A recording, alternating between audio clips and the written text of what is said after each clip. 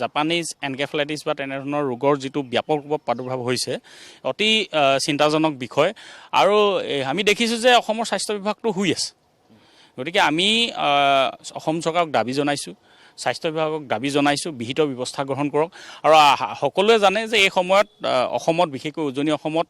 Japanese encephalitis হওক বা অন্যান্য এনেধৰণৰ ৰোগবিলাকৰ প্ৰাদুৰ্ভাৱ বৃদ্ধি পায় গতিকে তাৰ আগতীয়া ব্যৱস্থা প্ৰয়োজন থাকে আগতীয়া প্ৰস্তুতি প্ৰয়োজন থাকে আগতীয়া কোনো ব্যৱস্থা আমি দেখা নাই প্ৰস্তুতি দেখা নাই গতিকে এই ব্যাগুম স্বাস্থ্য বিভাগটোৱে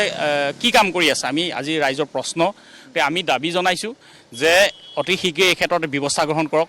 অশোক সিংঘল নামৰ এগৰাকী স্বাস্থ্যমন্ত্ৰীক যিটো দায়িত্ব দিলে মুখ্যমন্ত্ৰীয়ে সেই দায়িত্বহীন অপদাৰ্থ এগৰাকী মন্ত্ৰীক স্বাস্থ্য বিভাগৰ সম্পৰ্কত স্বাস্থ্য সম্পৰ্কত একোৱেই নাজানে তেনেকুৱা এজন ব্যক্তিক দিছে যি মন্ত্ৰিত্বৰ দায়িত্ব ডক্টৰ হিমন্ত বিশ্ব শৰ্মাই এটা সময়ত আছিলে কিন্তু সেই মন্ত্ৰিত্বৰ দায়িত্ব এতিয়া বৰ্তমান অশোক সিংঘলৰ দৰে মানে এটা অৱতাৰক দিছে যিটো কাৰণে উজনি নামনি আৰু মধ্য অসমত প্ৰায় ৫-৬ হাজাৰ লোকৰ এতিয়া আক্ৰান্ত হৈ আছে আমাৰ এতিয়ালৈকে ধৰা পৰিছে ৩৩ গৰাকী আৰু জাপানীজ এনকেফেলাইটিছৰ ৰোগী ধৰা পৰিছে ৬ গৰাকী এই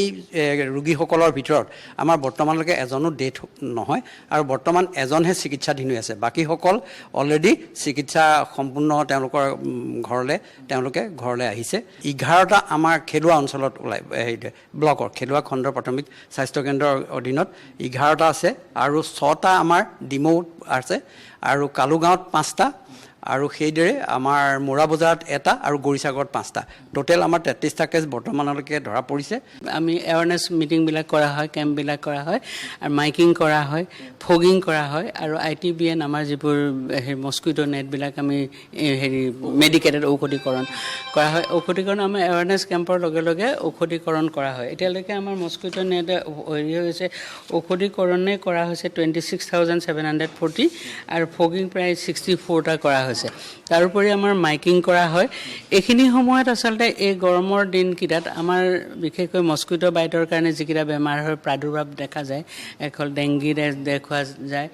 মেলেৰিয়াটো যদিও কম হৈছে 2-এটা কেছ হয়তো মেলেৰিয়া ওলাব পাৰে